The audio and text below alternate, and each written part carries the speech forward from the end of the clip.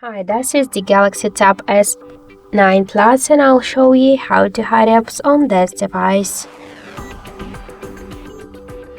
So first let's open the settings, tap to home screen settings here and tap to hide apps on home screen and app screen.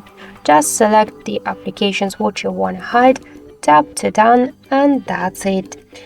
By another way you could also make this option. Just first pinch to customize your home screen, tap the home settings and click here to hide apps on home and app screens, and by the same way select these applications, or just to remove them from here click to this -s and tap to done to save the changes.